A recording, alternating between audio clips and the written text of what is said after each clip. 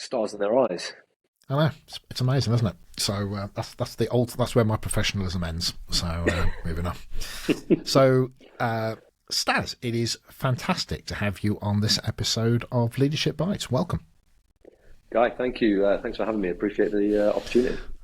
Well, I only get people on that when I look at them from a distance, I go, they look interesting. So that might be your first challenge. You've now got to be interesting. I don't know if that's a good thing or a bad thing. Yeah, interesting how, Guy. Probably more importantly. Yeah, I've set you up for something. But I think the first thing is I know who you are because by definition I've asked you on. But just for people that don't know the name, maybe don't know the face, and you know, if you were at a barbecue and somebody said, "All right, mate, what do you do?" What's the answer to that, Staz? Oh, well, there's probably two very different answers to that question. One, if I was at a barbecue, I'd probably be more aware of my surroundings and whose barbecue it is, I guess. But there's kind of the professional answer and the personal answer, I guess. So I'll answer it hopefully genuinely and authentically. So I'm Anthony Staz Stazicker. I'm almost 40 next month. My proudest achievements today are, my family, my kids. I'm married. I have a wonderful wife, Ruby. I have three amazing boys: Lucas, who's 12, Albie, who's 7, and Huey, who's 2.5. I've got my hands full. And then moving back from there, I guess most people will recognise me from my current sort of position on social media. So I was in the military for the best part of 13 years. I spent my first 3 years in the Royal Marines Commandos, but the last sort of 10 years, my more formative years, were spent in the UK Special Forces in the Special Boat Service. That was around 2005 to 2018. I left in 2018 and co-founded the technical outdoor clothing brand called ThruDark with Louis, another former UK Special Forces operator. So that's a very quick, down and dirty barbecue synopsis of kind of who I am. Which would be great, because if I did hear that at a barbecue, I think, bugger, I can't compete with that. But not that it's a competition. But I did meet somebody once in a pub and I was talking to him. And I said, "Oh, what do you do?" He said, "Well, I'm a Harrier jump jet pilot, actually." And I thought, oh, Christ, there we go. Aren't they out of service? Yeah. They were. It was a long, long time ago. But it was my reflection on the fact that, I've got no pushback on that one. But, but anyway. Yeah. Indeed. Trumped me. Yeah. It is. So I did say this, when we were just speaking off air, I don't want to get into probably the stuff that a lot of other podcasts do, knowing the histories in the Special Forces. It's not that we won't touch on that if it's just part of what we're talking about. But I've got an audience and I'm fascinated by, and I deal with leaders and teams and culture. So I guess that's where I'm particularly sort of going to point this. And so I'm going to start with a couple of questions around. I think in particular there's a kudos, isn't there? And there's an infamy and a kind of, it's like they're basically ninjas, which is what people. If you ask my wife whether or not I'm a ninja, she's forever watching me stub my toe and spill things, right, and slam doors, and she's like, "I can't believe you used to be in Special Forces." So exactly. I don't believe everything you read and hear and see. So yeah. No. So let me start with, and it may be an ambiguous question, but I'll tighten it up if it needs it. But what's the special in Special Forces? What makes you special?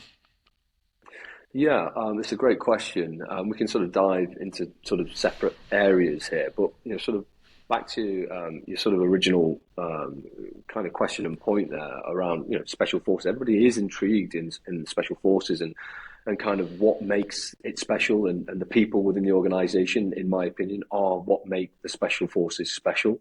I think arguably it's probably the most difficult, arduous, most challenging job interview in the world, and I think it's designed in such a way to ultimately weed out the people that aren't special, and I don't really like the term special. I wouldn't sort of label myself as a special person, in so much, but I guess the clue is in the title in so much as Special Forces. But what do we do? What are we asked to do? We're asked to do very specialist roles within a military organization.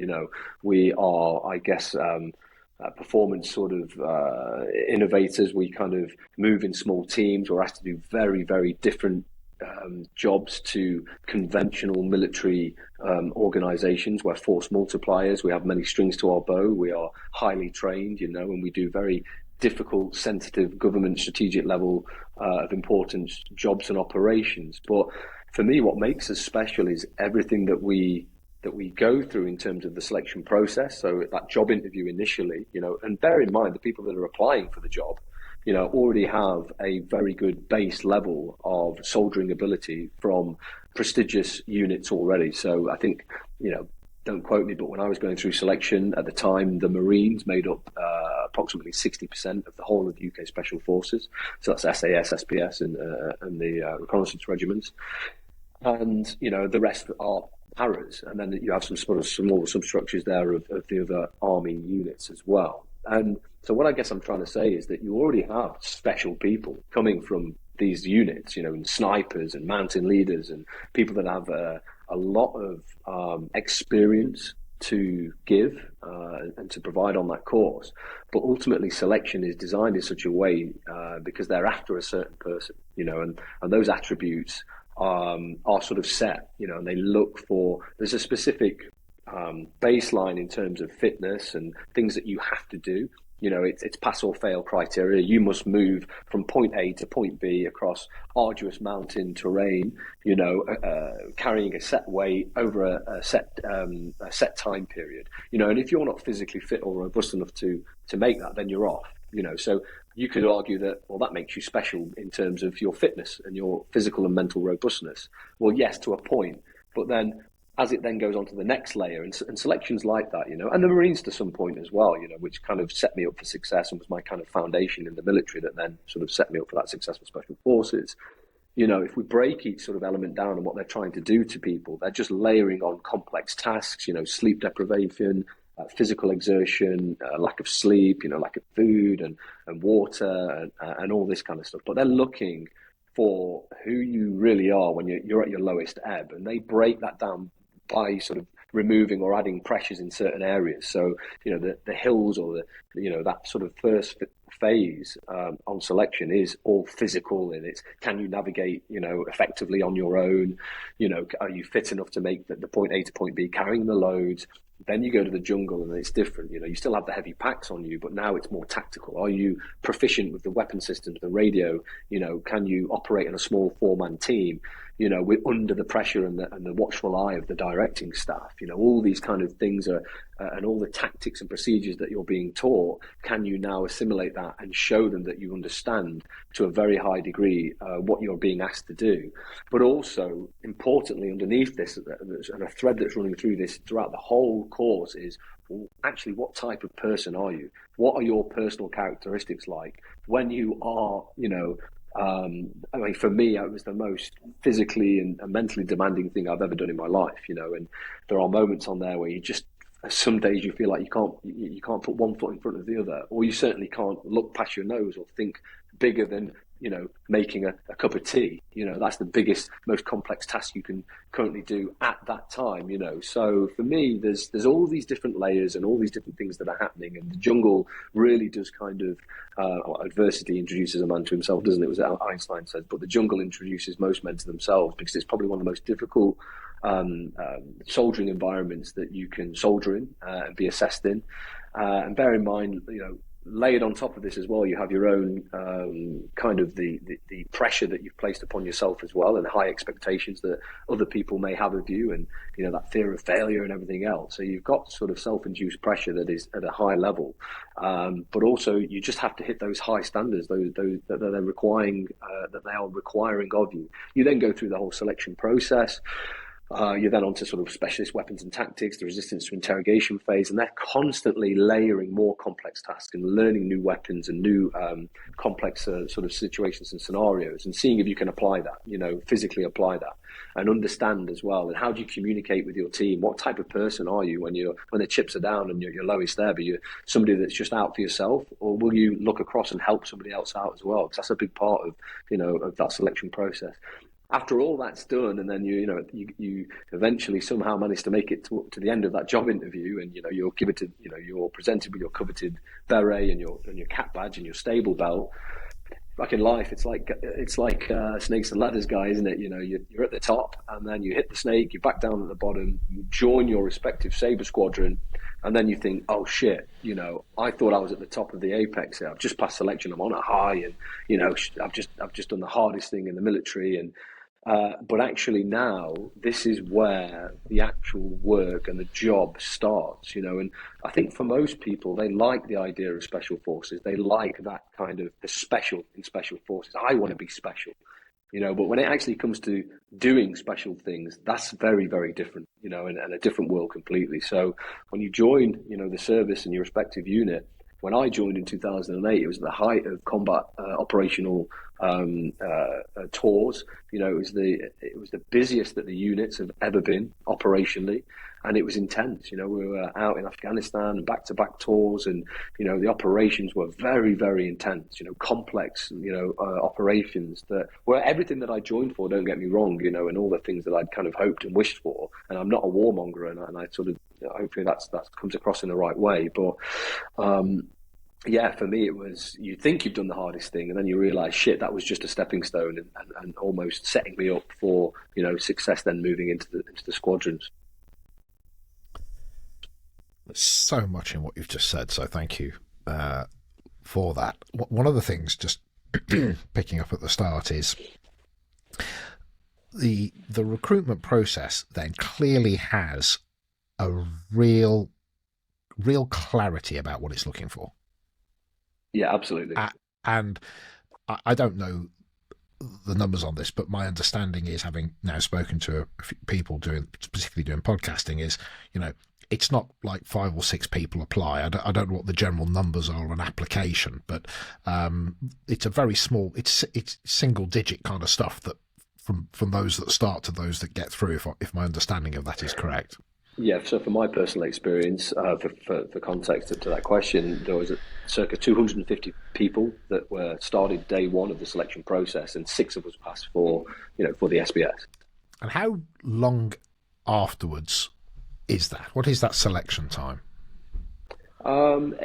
It's the actual selection process. Let's say it's 6 months. But then you go into continuation training after that as well. So to sort of you then do specific training for your. I mean, I was in the SBS. The clue's in the title, Special Boat Service. So you then do selection. You then join the SBS, and then I did my dive course. My boat handlers course, so that I'm coming to the squadron with skills that are applicable, to the service and to the unit. You do your parachute courses, etc., etc. This is. I'm very happy to ask questions that probably make you go, "Good God, you idiot!" But I'm going to ask it anyway, which is, how do 250 people think they're going to pass? I think you have to, don't you? That's like saying. How are they so? No, and I'm being harsh, but how are they? How are 254 wrong? Well, if you look at, I don't think you can enter. You'd never apply for anything if you thought that way, and I think you have to have hope. You have to have a positive mindset. I always have. But for me personally, these courses as well, they're volunteer courses, like I suggested, and Marines making up 60%. The majority of people on selection have done a pre-selection course as well, so they've already shown that they are at a set standard physically to enter that selection process, and mentally they all think that they are at the top of their game in terms of their soldiering, and they've been on operational tours. They feel like they're ready, and it's something they want to aspire towards. So the only way that you can find out is to do it, is to apply and put yourself into that position. So this isn't you applied, you're an idiot, you failed. This is you had to be of a level to even get on the darn thing, but the specifics of it are so specific that actually you could you be of a very high standard but just not quite right? Yeah, so that was the point I was going to raise there. So you may get to an end of a particular phase. The jungle is a good example. So, when you go into the jungle and you're under the canopy for sort of 4 weeks, you have a pre-week, so you're there for 5 weeks. Your first week is acclimatization, where you're just getting beasted up and down the local beaches. I just remember running for hours and being covered in sand and water and just being generally uncomfortable with the heat and the humidity. That sort of that attrition rate there is quite high as well. You're doing lots of the shooting drills. You're showing them that you're proficient with the weapon systems, that you're safe under live firing and all that kind of stuff, and you understand the drills that they're asking you to do. You then fly into the jungle for 4 weeks, and I just remember sort of flying over the jungle canopy, and it was just green for as far as the eye could see, and these little birds. In you go, you get dropped under, and the noise of the helicopter, and then it takes off and leaves, and then and that's you. You have this weird feeling of shit. I'm in the middle of nowhere here for the next 4 weeks, and that plays with people's minds as well. But yeah, to your point there, it's very difficult for people to kind of to manage that. And at the end of that process, you could do everything. Sort of, you could still physically be there at the end, still standing. You're still kind of ultimately you've finished that phase of the course. You've been safe enough on the ranges. You've done everything that they've asked you to do. However, the things that they were looking for, the characteristics or some of the key traits and characteristics that they look for in a special forces operator, you wouldn't have had them, because at the end of that phase, they can turn around to you and go, "I'm sorry, you've not passed." And you can call that what you want. Face doesn't fit, or they just didn't like me, or whatever. But basically, somewhere within that process, you've done something that they thought would not fit the mold of a special forces operator. They might think that, yeah, you could be the fittest guy in the world, you could be very intelligent, you could understand information, you're very clean, and you know what you're doing in terms of the range and the shooting, but you probably don't communicate well with others, you don't work well with others. Now, in the special forces world, that's useless. We're not looking for heroes and people that are a one man band and Johnny Rambos. That's not what we're looking for. We're looking for people that can work well in small teams, because for the most part, that's what you're doing in the job in the real world. One of the things I talk about four things: trust, accountability, bravery, and connection. When I talk about connection, I don't just mean eye contact. I mean that willingness to contribute outside of your own need. And is that what that is? That willingness to contribute outside of your own need? I mean, yeah, you got to be squared away yourself, but you got to have your eye on the person next to you. Yeah, I mean, yeah, it's a good question. You've always got to keep your eye on the game. And look, selection is, for the most part, it's an individual course. You're looking after yourself, and that's at the forefront of your mind. I'm on a course, but also I understand the benefit of helping others. I have to, because I can't expect to do this whole course on my own. If you want to go fast, go alone. If you want to go far, go together. And there's moments on selection where you'll be strong and you'll feel great. And there's moments where you will be absolutely, on the bones of your ass, in a really bad way, and you need support. And you'd like to think that if you've been helping people, then that will get reciprocated, and it does. But it's all about how and when you ask for help, and for the most part, people that just look after themselves, there's a military term that's called Jack. It comes from the Navy or the Marines. If you're Jack, you don't want to be labelled as a Jack person. It means that you're selfish. You're all out for yourself, which is strange because, yeah, you're Jack. You're just out for yourself, but which is weird because you are on selection, and it is you're being assessed at an individual level. But also you have to understand, the beauty of helping everybody else as well. And, if you do have the whereabouts and the mental kind of whereabouts and the physical kind of well-being to help others, then you absolutely should. And that's encouraged as well. So one of the things I'm really interested in is how, when you are dealing with high-performing teams, and I'm dealing with it with commercial teams, when you're dealing with high performance teams, you've got people who are, they're intelligent, they're driven, they're focused. And even with the best intentions, intellectually, everybody agrees, yeah, we've all got to get over the line at the same time. And, everybody has got these lovely phrases, but there's still conflict for whatever reason. How is conflict dealt with? Because when you've got X amount of people in high pressure situations, or maybe just in social situations, there's going to be people that, for the best will in the world, they don't resonate, they don't gel, they don't connect. How does that get handled? Well, I think in its simplest form within the military, it's obvious. There's a rank system. Now, within special forces, it is sort of labelled as a rankless society.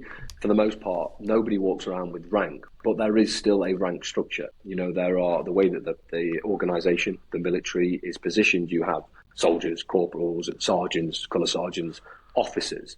Now, that's not to say, especially within my world in special forces, it's organised differently in terms of who has the last say. If you get down to you don't want a Chinese parliament, you don't want everybody's opinions, but trusted and verified opinions are welcomed. So if, for example, in an operational setting or scenario, pre-mission, we would have quite a detailed orders process. So we are going over there. That's the objective, the mission. Okay, and then during that 2-3 hour orders process, the troop commander will stand up and do his part. But whoever's job that is, the team leader will stand up and say, "Okay, this is my job. I've been watching this. You've all had eyes. You understand the general kind of feeling from the intelligence picture, why we're doing it, who's involved. This is the way that we're going to go in. This is the way that the operation will take place. I need you to do this. You're going to be doing that. Teams over here are doing this, etc., etc." etc. So the cake is essentially cut down and everybody knows what their roles and responsibilities are. Now, as we all know, everybody's got a plan until they get punched in the face, and no plan survives first contact. And what usually does happen, and which most people are prepared for, and we have that mental sort of plasticity anyway through the types of individuals and soldiers that we are. Generally, something won't go to plan, it won't happen. Very quickly, what we have, and I talk about this in my book, is something called a QBO, a quick battle orders. That is a quick regroup. Okay, things have changed. The mission might have changed, or the priority might have changed. So what do we do now? Okay, very quickly, who's the team leader? Come in, tell me, I need information from everybody. What have you seen? What have you got? So I can formulate the best picture, the plan. Okay, guys, I've got all the information. This is what I think. This is how I think that we should do it. Now, what you don't want then is somebody going, well, we could do it this way. Yes, we could, but we're not going to. Anybody else got any more relevant information? Yes, I've seen this, I've seen that. Okay. And that always builds and adds layers of intelligence, which should allow you to make a rational decision moving forward. And they're layered again with different people's opinions, but more than likely it will be experience. Okay, who's the most experienced person here? Who's the team leader? Whose job is this? Because you need that. Otherwise, it's fucking chaos. If you don't have a structure in place within the workplace, it's chaos. You need those senior leadership sort of teams in position. You need captains within the team. However you label it within your organization. I'm just using our example here at ThruDark. Co-founders, you have, your CEOs, you have your directors, you have a senior leadership team, you have captains over each sort of part. Then you'll have, again, a team leader within there. And it's about passage of information. As long as people understand why they're doing something, it's not always going to make sense to them. But if you give them the context, that's everything. If you say, we're going to be doing this, I know you might think that that's not the right decision to make right now, but actually long term, we're doing it for these reasons. And this is the thought process. And this is who's been involved with that thought process. And ultimately, it comes down to sometimes something as simple as, I'm happy to sit on a board, and be outvoted and say, well, geez, you know what, guys, I think that's the wrong direction. I think we should go this way. But if two other people that I trust, within the organization say, well, okay, we get that, we understand that. And a lot of it is communication, isn't it? It always comes down to communication. And a lot of the times it's not so much, you need some what are you saying and does it make sense? But also, how am I communicating that? Am I communicating that effectively and clearly, to everybody as well? And at the right time. Timing is everything. So oftentimes you get leaders, people in a room, as you suggested, big brains, big opinions, big egos for the most part. But ultimately, you have to have that structure in place beforehand. You have to turn up to the table, understand what the objective or the mission is. What are we trying to do? And I do this sometimes. We'll sit in big meetings full of 15, 20 people, and you get dragged off in different directions. And you just need that person to step back as a senior leader or, our level and just say, stop. Guys, what's the mission? What is this meeting? Somebody tell me the title of the meeting. Well, it's we're talking about this. We're going off course. Okay, remember the mission is to do this. We're here to discuss that topic. Let's get back on track. Can we all agree that if we do this, this, and this, that's going to allow us to achieve mission success. Yes. Are all our values aligned and everybody's in agreement with that? Yes. Or no, not me in the corner. Sorry, the other 19 of us in the room are. So please just sort of listen in. I'm happy to listen to your opinion, and it's respected, but for this time, we need to move forward and we need to make some decisions. And don't get me wrong, business is all about, it's about problem solving, isn't it? Solutions. Some days they're simple, problems with simple solutions, and sometimes they're more complex, and sometimes it's more likely it's a combination of the both throughout the day. But you need to have decision makers. You need to have people that, at the end of the day, they're put into a position of trust that can lean into people, but you have to allow them to make decisions as well in those environments. But in the special forces, we used to have stuff called hot debriefs. So after a mission, and so let's say somebody's made a decision, because I hate this whole thing. Not making a decision is a decision, and I've been in those scenarios where I don't know. What do you think? We don't know. What do you think? And I don't know. And it's like, stop. We have to make a decision. All right, rightly or wrongly, this is the decision that I'm going to make, and we're going to fucking go for this down here. And then you do it, and then afterwards, you can then retrospectively look back and say, did we do that right? Actually, yeah, it was the right decision to make with the information we had at the time. That was the correct decision, or it worked, but there could have been a better way. Now, with the benefit of hindsight, looking back, we could have just pivoted and gone that way and done this and put that in place. Yes, we could have, but we didn't know that at the time. We had to make a decision. We'd still be there having that conversation right now, if we didn't make that decision. So you need people in that, and they need to be identified and agreed upon before you enter any kind of meeting, or decisions need to be made. So there's something about clarity. There's something about, yes, we need to listen to people, but at the same time, people need to make decisions and to stay on point. And actually, one of the biggest jobs maybe in the room is to keep the room on point. Well, yeah, ordinarily speaking, within a business setting, that would be the chairman, wouldn't it? That's his to hold the gavel or the speaker. So, but what about actual conflict? When how about in that space that you've come from, when people are in actual conflict with each other, they've fallen out. How does that get? Well, maybe not even that. Maybe I've got a perfect example for you, Guy. I've got a perfect example for you. So I was out in operations way out in the desert in Afghanistan, near the borders, near the Pakistani border. We were conducting mobility operations, so kind of Mad Max style. We're intercepting the arterial routes in between Pakistan and Afghanistan. Those main arterial routes are used by the Taliban to move ammunition, weapons, explosives, drugs, money. That's obviously funding the terrorism. So it was our job to kind of get in there and stop those arterial routes and essentially stop the supply, but also the money movement in and out as well. These patrols were set up by ourselves. They consisted of Special Forces operators, but support staff as well, and also local Afghan Special Forces soldiers. So we're out in the vehicles, and for this particular, you imagine now we're probably 20 vehicles patrol strong, and different vehicles. I was the lead vehicle, so I was, probably my fourth tour. I was an acting sergeant. I'd kind of earned my spurs, and I was experienced, and I'd just come off a mobility cadre, so I was the most up to date in terms of the latest tactics and procedures, and operationally, I was up to date. So that's why I was point wagon, and I was responsible for leading the patrols and the navigation to and from.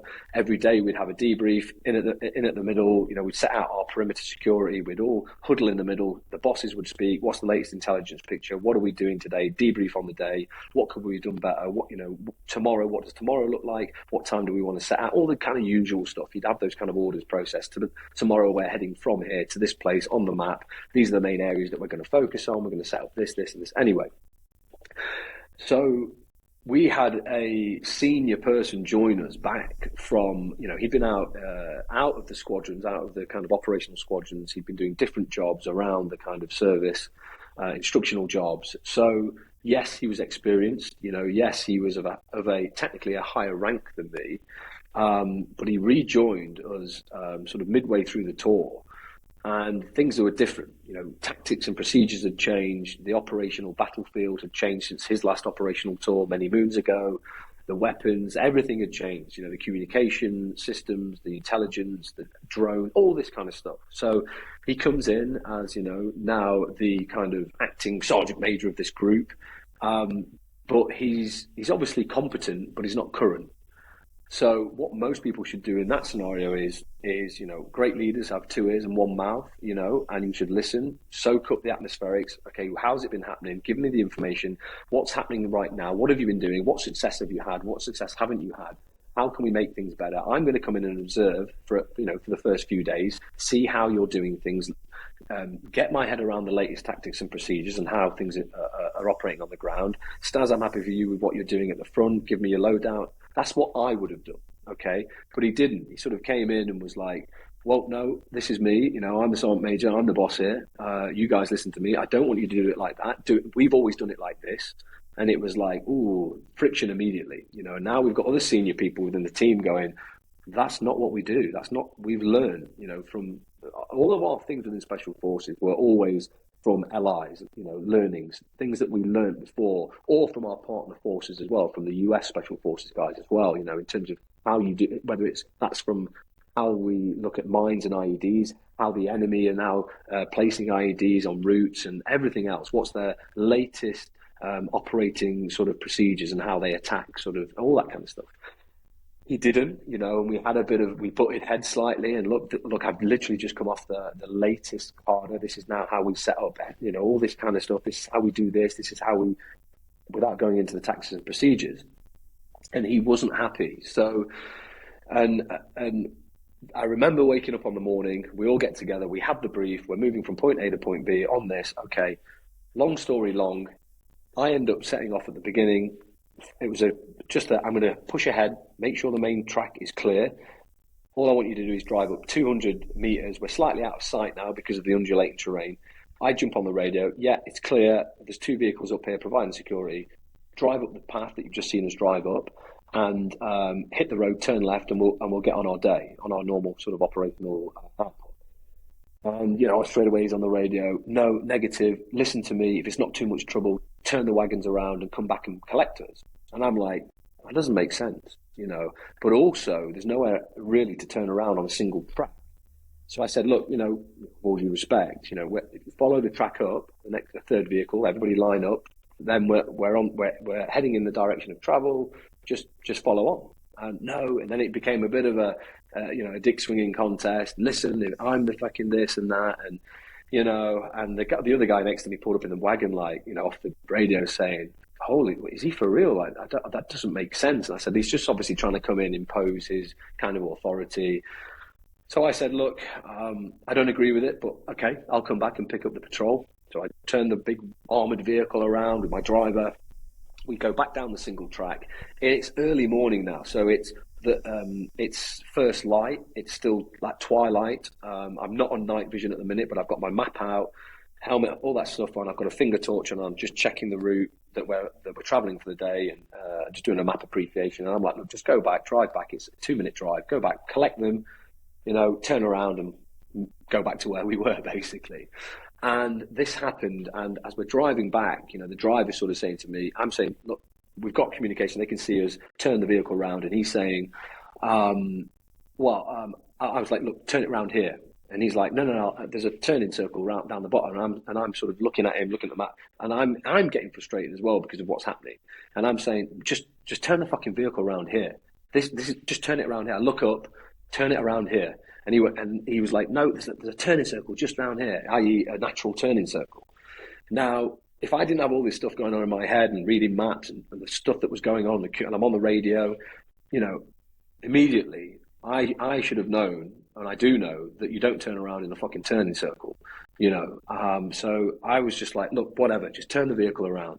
He drives a further 30 meters, spins the vehicle around in a turning circle, and boom, we hit a massive 70-pound IED. The vehicle is lifted and shifted. It's obviously a pretty catastrophic explosion. It wipes out the whole of the vehicle, the rear of the vehicle. All equipment flies about 100 feet into the air. The vehicle behind us thinks we're all dead. He thinks that's us flying through the air. Thankfully, the vehicle did its job. It had directional armour on the bottom. but it completely wrote off the back of the vehicle. It knocked out the guy in the back. The other driver thinks we're under attack. He's trying to jump out of the vehicle. I'm grabbing him, saying, "Fucking stay where you are. It's an IED. Do not get out," because they often place other IEDs. So the fallout of this was then us having to remain in situ in position, get out the mine clearance stuff, clear a path back to the thing. That vehicle had to get low-loaded back to an American base. It's halted our operation for 48 hours. The other two guys had to get airlifted back to a medical facility, back to a UK medical facility. And then I jumped in another wagon and continued with the patrol. But the point I'm trying to make there is, when we then went back into a debrief to that, I could see it on his face. He was like, shit. And he apologized and was like, "I'm sorry, that was my fault." And it's just kind of, understanding that, you can't be so headstrong sometimes to say, "No, listen to me, I'm the fucking boss, just do what I say." Now, there's two types of leadership, in my opinion, and sometimes you need that. You need if you are that sort of strong and for sure, and it's backed up by other people and you have a mission that you have to do something. To my point earlier, you're in a room of 20 people and there's one person saying no, then majority rules. You're going in that direction. But when you're coming in at it from a different sort of viewpoint with a different mentality, from an egotistical point of view, that doesn't serve anybody, and that's an extreme example, and that doesn't affect 99.9% of the population. But that was my personal experience from poor leadership in that instance. Well, I think it has many equivalents. In different contexts. I know best trying to assert authority and that kind of thing. How did you handle that moment when, it would be very easy to be quite self-righteous at that point? So when you get back and somebody says, "Yeah, sorry, that was my fault," is it just as simple as, "Okay, well, listen, live and learn," or how did you deal with that? Initially, I probably went to every man. I was angry. I was upset because, look, and I didn't lay blame in terms of us hitting it. Nobody could predict that, and let's be sure, nobody wants that to happen. You wouldn't wish that on your worst enemy, that they drive over an IED and potentially lose arms, limbs, or worse, still die. That wasn't his intention, but the way that the communication was happening and it come to that authority and that, "No, just do as I say and just do this, do that." And that's not our world. That's not the world we're in Special Forces. And that's what hurt me the most. That I was like, I'm in a position, I'm tried and tested, I'm not an idiot, I know what I'm doing. Trust that process, trust me, and he didn't. And he came in. That was the thing that upset me the most, not the fact that we hit the IED and the equipment. Thankfully, all the guys were okay. They went on to, it was just concussion and a few, bumps and scrapes and everything else. And nobody lost any arms and legs and nobody died. But so there was a bit of frustration, but I've always been, I don't hold grudges like that, but I was certainly more just upset that it had happened like that, if that makes sense, and especially in our world, in Special Forces, because it's the first time it had happened to me, and I'd come across somebody like that in our world. I think there are a lot of people that get to a standard where I'm not here by accident. I do know what I'm doing, and the issue actually isn't anything other than,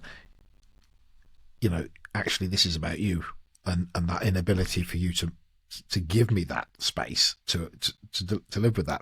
So within the Special Forces, go on. But with hindsight, looking back now, I understand why he was doing it. He probably felt that kind of he was put into a position of, okay, this is your team, and you're the leader. You need to lead. But at the same time, he's probably put a lot of pressure on himself and going, shit, I need to come in and show people that I am all over this. I know what I'm doing. And then he's gone, right, I just need to assert my authority and make people trust me. But, respect is earned. That's a big thing, isn't it? You have to earn respect, even in our world. Yeah, this does. And I think, but it brings, this is a universal truth where actually some of the things that we have to learn is that the assertion of your authority can come through the fact that you're listening to people, that you are validating the expertise that they've got, etc. So there's many routes to that authority. That this phrase is actually create followership, right? Which is if I connect to you and I engage with you and I buy into your narrative and I know what you're about and you're trusting me, then actually I'm going to follow you, as opposed to you having to utilize your authority. Within all that training that you do you get shown this is how you give somebody feedback? This is how you do you get that kind of training as well? Yeah, so within the military, there are certain courses that you do, command courses in particular. So to uh, be given a certain rank within the military, like a corporal or a sergeant, you go on a junior command course, a senior command course, and then there's various different courses thereafter, and it's different for officers to normal trained ranks. But yeah, absolutely, you talk about leadership, you talk about how to give feedback, appraisals, written, verbal, all that kind of stuff. But it all comes back, Guy, to that original point of communication. It's always, always about how you communicate to people, and that's such a big thing in teams, in my kind of high pressure environments, and not being that person that's fucking running around with their head on fire. The old analogy of, the last thing you want when one of the engines is on fire on a plane is the fucking pilot running up and down, the aisle screaming and shouting. You need calm. Yes, things are bad, but here's some solutions. This is what we're going to do about it. You need to be that person that instills confidence through action and experience, but also instill it through positive and correct communication as well. One of the things hearing you speak is you get through this significant recruitment process and you get kind of, you suddenly realize, wow, I'm through. And then you almost have this come down to earth moment by the sounds of it, which is kind of like, I'm through, but oh bugger, I'm at the bottom. Yeah, which is in itself maybe a beautiful thing, because you go, hey, this is the path, right? This is fantastic. Maybe when was there a time when you gave yourself permission? I mean, we've always, even when we're experts, we've still got stuff to learn. yeah, But was there a moment where you gave yourself permission to kind of mentally look around and go, I think I've got this? yeah. Yes, but I will caveat that with another chapter in my book called the white belt mentality, which applies, which should be applying constantly to your daily lives. And we can touch on that after in terms of jiu-jitsu and me learning that again when I left the military and obviously now starting a business with ThruDark. But there were times where if I knew that I was at the tip of the spear for something, i.e., that I am current and I am competent and I'm well versed and it's proven. So, one of those roles within special forces when I was going through towards the end of my career, you start taking up training role positions. So you're training the guys in the squadrons, and I was the chief sniper instructor for the unit. I was also a small arms firearms instructor. I had to be all over everything, and the best way to do that, to become an instructor, is to teach. And once you become proficient or very good at a chosen subject, you do that through the doing, but then you do it through teaching. And if you can teach somebody a very difficult, complex task, proficiently, and then you can see that they then go and perform that, there are moments then within there that you think, I've got this, and I'm okay at this. I feel like I'm always still learning, and it never stops. That it's perpetual, the learning phase. But there are moments where you think, yeah, I do feel of a very good high standard here to be able to stand in front of, special forces operators and teach them. But that comes through experience and through a very, very hard earned kind of learning process yourself, and understanding yourself. And how do you become, because teaching is very difficult, and it's especially within our world as well. There's nothing probably more daunting than standing in front of 30 kind of operators that are well versed, they're experienced, that have been around the mill, that are all looking at you, and you then turn around on a range shooting demonstration and say, this is what I need you to do. This is the course of fire. This is what's going to happen. It's going to expose itself for this many seconds. You have this many rounds. This is what the drill is. This is what I need you to do. And while you're doing it, think about these fundamentals of fire position in terms of what you're doing and your kit and equipment. And you talk them through everything then from a body positional point of view, a stance, or your kit setup. Then you talk about breathing techniques. Then you talk about the application of fire. And then you have to go at the end of all that, say, okay, turn around and watch in for my demonstration. And then all the guys go, fucking brilliant. And everybody, it comes from a good place. They're like, oh, wouldn't this be brilliant if Staz fucked this up, And then you've got an exposure, a target that shows itself for 1.5 seconds, and you've got to fire 3 rounds into it, within a small box this big. And it's kind of boom, boom, boom, you do it, weapon down, and then you turn around. We've just applied everything that I've spoken about. I've shown you that it can be done and it's possible. Now everybody stand behind the line and do it. So there are moments like that where you think, you have to be at the top of your game. You have to be proficient. You have to do also what you're saying, and that's where a lot of great leaders come from as well. And it's like that in business as well. You lead from the front. And I know it's cliched, but I would never ask anything, and I haven't asked anybody to do anything in this business that I've not done myself. And that's everything from cleaning the toilets, sweeping the fucking floors, to picking and packing an order, to speaking to customers, to doing all this stuff, to being the first person in the building, being the last person out of the building. It's not like I'm saying, I'll just do it because I'm better than you. It's like, no. I'm willing to put my neck on the line and show you that it can be done. Because I'm in a prestigious position there as a chief firearms instructor to go, guys, this is what I want you to do. This is the course of fire. I could stand back and nobody would bat an eyelid because I was highly regarded. I was a good operator and I had proven myself on the battlefield. I was distinguished. I'd been awarded, all these kind of medals and things. And I could stand back and go, rest on my laurels and say, guys, this is what you need to do. Go and do it. And they'd probably go, yeah, okay. But I was like, no, I will keep doing what I need to do. I'm going to show you that I can still do it myself as well and that it's achievable. And I think that's important. I like that a lot.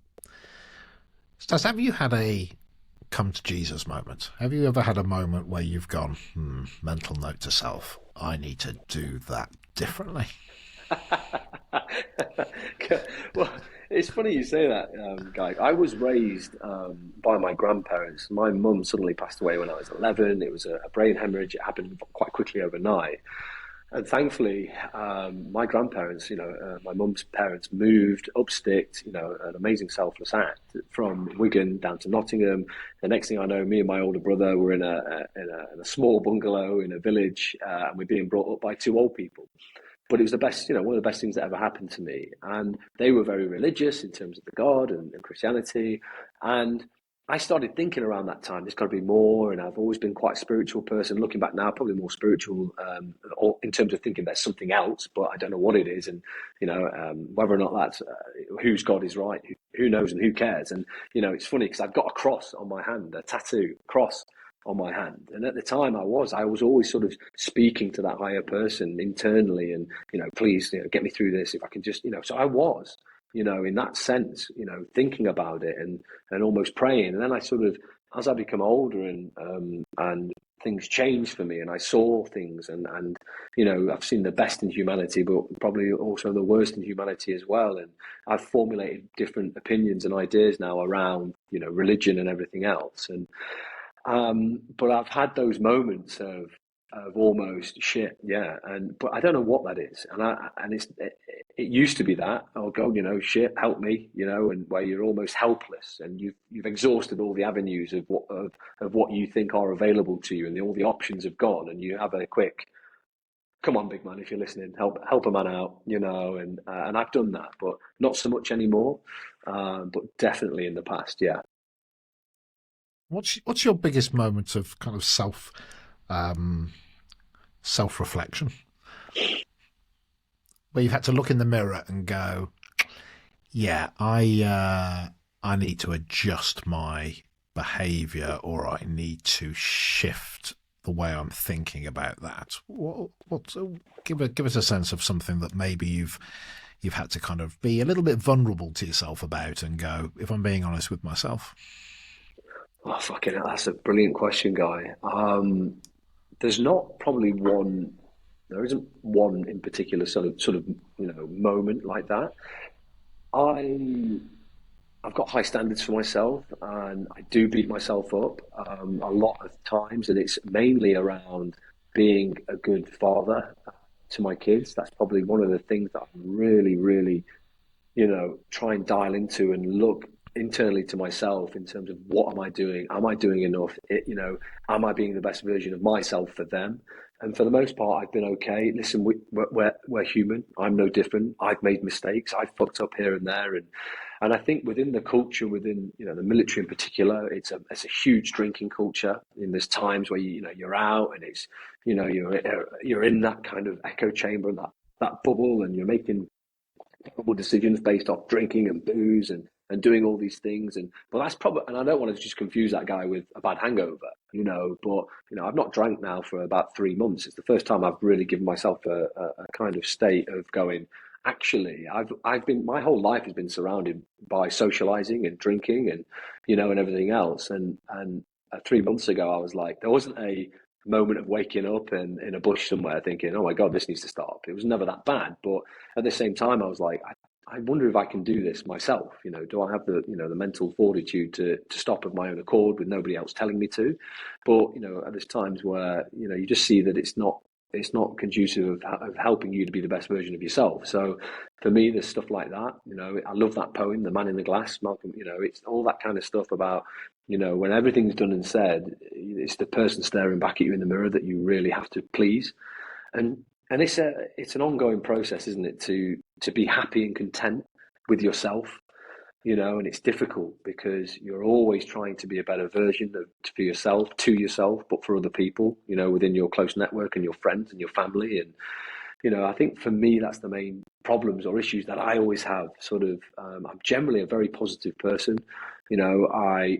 I look after myself physically and mentally through exercise and the gym. That's been an integral part of my life from the military, from before the military, a promising football career with England schoolboys and professional clubs, and then joining the military. And it's been a massive part of my life, and it really has been something that's kept me grounded. I still continue to this day, train 5, 6, 7 times, sometimes a week, from running to the gym to jiu-jitsu. And jiu-jitsu is brilliant as well. And we touched on it briefly on the last question about that white belt mentality. But, I don't meditate. I'm self-aware. I do internalize a lot.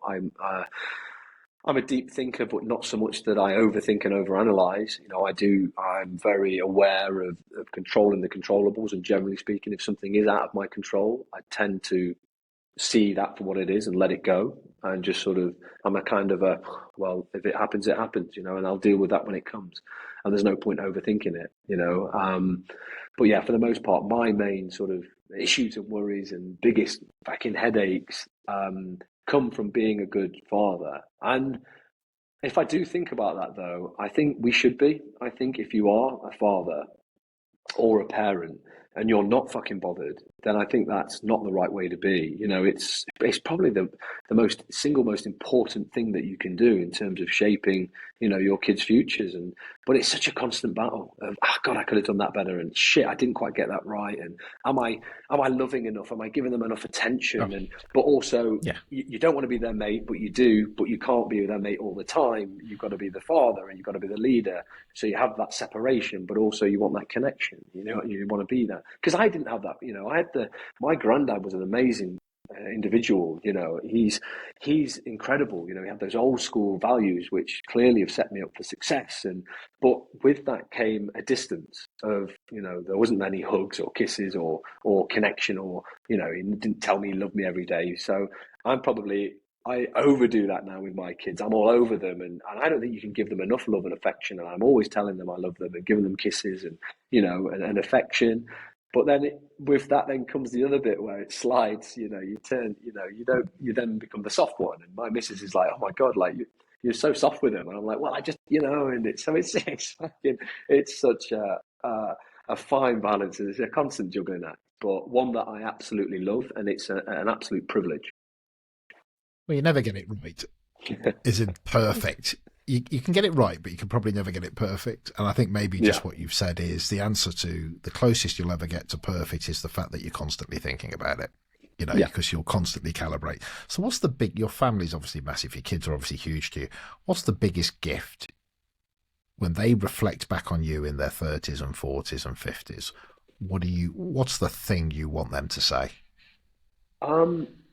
Before I answer that, what I will do is answer your previous question. I think it was a bit loose and a bit wishy-washy. I didn't really give you a proper answer. But, looking back now, the biggest thing that it's not a regret because it shaped me up for who I am today and everything else. But the one thing that really does burn and eat away at me still to this day is that my first marriage was a failure. The special forces are the best job in the world, but it's the most selfish job in the world, and it takes a huge toll on relationships and marriages. And I was a big part of that. And look, I was with my previous wife. It was a great person. She's done an extraordinary job in raising Lucas, my eldest boy, and but we were together really young, 17, 18 years old. We were together 13 years, and then we had Lucas and everything else. But we were different people by the end of it, completely different people. And it didn't work. And that was the single hardest fucking decision I've ever had to make in my life. That was the most mentally draining period of my life, was having that decision and thinking, I can't continue like this. I can't continue. I'm not the best version of me. They're not getting the best version of me. And having to make that decision to end, a relationship which I knew would have a very difficult consequence further down the line for our boy, Lucas. And that's been something that I've had to juggle and wrestle with still to this day now, so which then takes me into your question there about what I want my kids to think or say about me in 30 years' time will probably be quite different. Lucas might be different to, Albie and Huey, because I'm with Albie and Huey constantly now. I'm conscious of that. I'm present. When I was in the military, I was away so much of Lucas's life, and I couldn't see him as much as I wanted to. Now I've left, and I'm, with ThruDark, I can manage my time better, and I make that effort. But we're geographically very far apart. He's up in Nottingham, and I'm on the south coast of England, so it's not easy to make those football games, to pick him up from school, those things that they need, and that you should be there for, and that support. I've not been able to provide that, for Lucas, and I'm really conscious of that and how that'll affect, his opinion of me when I'm older, and that's something that I'm going to have to, deal with and approach, when he's kind of ready and when he's old enough to talk about that, and I can give him my sort of thoughts and explanations around that.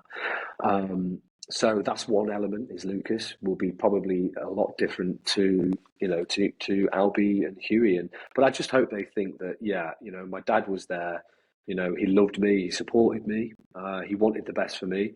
But also he was able to inspire me and guide me as well, which is hopefully what I can do. And I want to inspire my kids to be the best versions of themselves. And that can be anything, Guy. I would never impose upon any of my kids to do one single thing. I will not say to them, you must do this, you must go here, you should be in the military, you should go to university, you have to do this. I'm like, listen, it's that old thing of, when the teacher goes around and asks kids what they want to be when they're older, and as cliched as it sounds, I want my kid to say happy. I want them to be fucking happy. In a world right now where everything is just fucking overload. You're overloaded, cognitive, everything is buying for your attention, and social media. It's different to when we were growing up. We didn't have all this distraction and this noise and this pressure. They're living and operating in a different world to I did when I grew up. I just want them to be happy and content, and happiness, I know, is a feeling, and happiness comes and goes, and I don't expect to be happy all the time, because then you don't have the benefit of feeling happy. It doesn't make sense, right? So for me, I want them to do whatever they want to do that they're passionate about and that they feel that they're purposeful.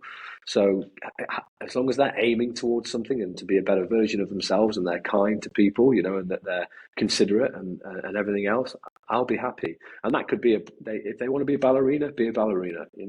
If they want to play football, play football. If they want to be, an academic, be an academic. But just be passionate about what you do, and be a good person. I love that. My 11-year-old sort of says to me sometimes, what should I do? And I go, do you know what? So you'll make your decisions, but I don't care what it is. Just try and be good at it. Because you know what? If you make cake, but you make the best goddamn cake around, and I love cake, yeah, yeah, but you'll make money, right? It just do it well. Just do it well. So listen, I do want to keep talking for another 3 or 4 hours. But I'm alert to time. But I just want to get a few things through. The book, just what's its title? Why would somebody read it? So the title is "The Hard Road Will Take You Home," and the context of the title is when I was in the Royal Marines training at Commander Training Centre Royal Marines in Livingston. I was maybe week 25 into the 32-week program, and I remember we were just about to break for summer. And we're down on the bottom field where all the assault courses, we've been beasted all day, and we're just about to be let out and let loose back home for a few weeks.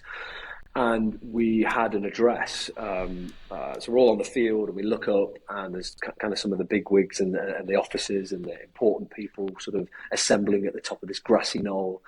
And in walks this imposing character, and I know who he is. He's Conrad Thorpe. He's he was the colonel. He was very well respected, highly regarded. He was also a former special forces, officer. Had a great pedigree. His reputation preceded him. He was a mountain, man-mountain, wiry, but he just demanded respect. One of those types of people, and he stood in. Bear in mind, on the bottom field, there's all these troops out. There's probably 200 to 300 people on the bottom field. And we're all sort of sat or stood waiting for this address, and you can hear a fucking pin drop, and we're all looking into him, and he sort of paces back and forth, and he waits for his moment to speak, and he turns to everybody and addresses everybody, and I'm ad-libbing here, but he sort of says, "Look, men," and then you can just fucking, the hairs on the back of my neck now stand up, and he's like, "Right now, at this moment in your life, you're exactly where you should be and where you need to be. You've all chosen to be here for the right reasons. Yes, you're going to have bad days, good days, indifferent days, but you are here ultimately to strive towards becoming a Royal Marines Commando. And that is incredible. Don't ever forget that, and don't lose sight of that. And there's going to be times on this course where you are, you're feeling it, you feel tired, you feel at the end, you feel like giving up. And it's like, just remember that, just remember not to take easy options. Don't fucking cut corners. You have to do everything the right way and be a professional, a consummate professional throughout." And the last bit that he said, he was like, "Just remember, the hard road will take you home." And it resonated so much for me, him saying that. And I've spoken to him since about that, and actually met him for a coffee on a park bench overlooking the sea down here, and told him that. And so there's that. That's why that title. And I then took that throughout my military career. When there's times when I'm like, nobody's watching, I can corner here, or I don't need to do that. I'm in a gym session, and instead of doing 10 reps, I'll do 9. I'm on my own, and it's like, no. The hard road will take you home, and there's fucking beauty in that, and you can apply that to any aspect of your life. So that was the title and the theory behind the title, discipline. Yeah, but being consistent there. And then the why I wanted to write a book was when I was in that sort of transitional period between not becoming a professional footballer, working in a local council-run gym as a gym instructor. I started reading books. I wasn't very academic, but and I was voluntold to read books at school. To your point earlier, nobody needs you don't need any more shit mathematicians. So I started reading books that interested me, and it was military history, and the Marines and Special Forces and Andy McNabb. And I started reading all the, consuming as much of it as I could about the military. Once I'd made that decision to join the military, that's all I wanted to know, and all the only information I consumed. So that was a reason. A big part of me joining the military was books. The thing that I wanted to do different with this book was, yes, tell a little bit of my story. It's not an autobiography. It's something that since leaving the military and everything that I've learned, through life and then through the military and Special Forces in particular, it's about how I've now applied those to business. So me and Louis, the other co-founder of ThruDark, we left at the same time in 2018, and we started, the technical outdoor clothing brand ThruDark. This is the 6th year that we're operating. We're now up to 35 staff. The business is doing really well. We've got some amazing ambitions for the brand, and it's really going places. But, we've applied a lot of the things that we learned during our times in the military into business, but also into my personal life as well. The people that we surrounded ourselves with in the business, the ethos, all the things that and the core values that we have, we've sort of pushed that and tried to amplify that through the business and the messaging across brand and product and people and processes. So for me, the hard road will take you home. It's something that will enable you to be the best version of yourself. And it's not a positivity book or anything like that, but it's giving you examples from professional, business, military, Special Forces, and personal, and a story of each and how it then applies into each chapter. And it's broken down into sort of 4 chapters, from battle preps and then tactics and procedures, and all this kind of stuff coming together. So it gives examples from different areas. And look, books for me, sometimes it doesn't always resonate, but there's certain elements there that you think, shit, that resonates. I'm going to take a bit of that and I can apply that. So hopefully there's some stuff in there. I've got, and thank you to everybody already who's purchased the book. I've had some amazing reviews already from people in terms of how they can apply stuff. It isn't just an autobiography, although some of my story is interwoven through the stories and through the book. But yeah, it's more of a business tool really, and a creative weapon, for want of a better analogy. And ThruDark, in terms of what it is that you offer there, what would I be visiting ThruDark to see and purchase? So ThruDark, we're a technical outdoor lifestyle apparel business, and that's everything from a bespoke summit suit. So, Guy, if you're climbing Everest tomorrow, we could fit you out with a bespoke one, like a big down onesie, so you can stand on top of the world, the highest peak, 8,000 meter peak in Nepal. And that's kind of our F1 in terms of all the technology and the fabrics and the manufacturing. And then off that, we've got everything from down jackets, waterproof jackets, soft shells, hard shells, insulated jackets, all the way down to jiu-jitsu clothing, to fitness clothing, apparel. We've got so much stuff and ideas already that we're continuing to push out, from flannel shirts to hot weather clothing, cold weather clothing, technical outdoor clothing that also has our stamp of approval. It's designed, developed and tested by ourselves, by me and Louis, first and foremost. And I think that's where that authenticity and credibility sort of bleeds through onto the business, and why it's kind of resonated with so many people. It has a certain aesthetic and look, not just black, but in terms of how it's positioned and the fit and everything else. But, me and Louis, between us, have got a combined military service of 26 years. We've operated and thrived in some of the world's most inhospitable places, from the desert to the Arctic, to the jungle, to Scotland, which is probably worse than all them three put together. So we've got a lot of authentic, real world experience in terms of how we've applied that into our products. And so everything from visiting the gym to the tallest peaks in the world, ThruDark will have you covered. But also, as per the special forces as well, we wanted it to look cool as well. So yeah, we put our own kind of special sauce into the clothing as well. It does look cool. I was having a look earlier and I think I'll be clicking on some of it in a bit. But listen, thank you for your time. Thank you for the conversation. The less I speak, the better it is. And, you're fluent, you're clear about what you're saying, you're articulate on your subject. It's been an absolute pleasure. So just from me to you and everybody that's listening, stay on for a minute just to make sure everything uploads. But thank you so much, Staz. Thank you, Guy. I really appreciate the opportunity.